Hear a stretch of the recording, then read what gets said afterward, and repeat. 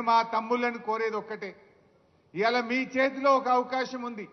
రేవంత్ రెడ్డి కళ్ళు తెరిపించడానికి మీ చేతిలో ఒక అవకాశం ఉంది.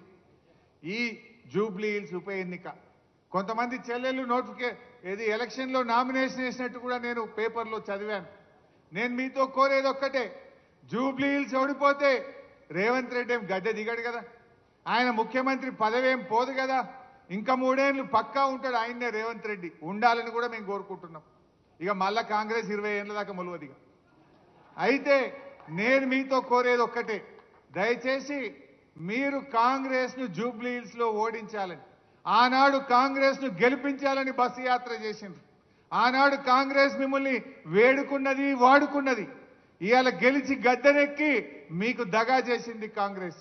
ఆ కాంగ్రెస్ కళ్ళు తెరిపించాలంటే, ఆ కాంగ్రెస్ కు సురుకు బుట్టాలంటే జూబ్లీ హిల్స్ లో కాంగ్రెస్ ను ఓడించడానికి మా నిరుద్యోగ యువతి యువకులందరూ దండుగట్టి బయలుదేరండి. కాంగ్రెస్ ఓడితే ఆయన రివ్యూ చేసుకుంటాడు. రాహుల్ గాంధీ అడుగుతాడు, నేను ఏమైందా నువ్వు ఎందుకు ఓడినావు అంటే, అప్పుడు మా నిరుద్యోగ యువతి యువకులకు 2 లక్షల ఉద్యోగాలు ఇస్తా అని రాహుల్ గాంధీ, ప్రియాంక గాంధీ మాట ఇచ్చి మోసం చేసింది కనుక ఈ నిరుద్యోగ యువకులే కాంగ్రెస్ ను ఓడించిండ్రు అనేటువంటి విషయం వాళ్ళకి అర్థం కావాలి. ఉద్యోగాలు ఇవాళ మనకు 2 లక్షల ఉద్యోగాలు రావాలంటే, మెగా డిఎస్సి రావాలంటే, జీవో 46 అమలు కావాలంటే జూబ్లీ హిల్స్ లో కాంగ్రెస్ కు గుణపాఠం చెప్పండి. అప్పుడే ఇవన్నీ వస్తాయి.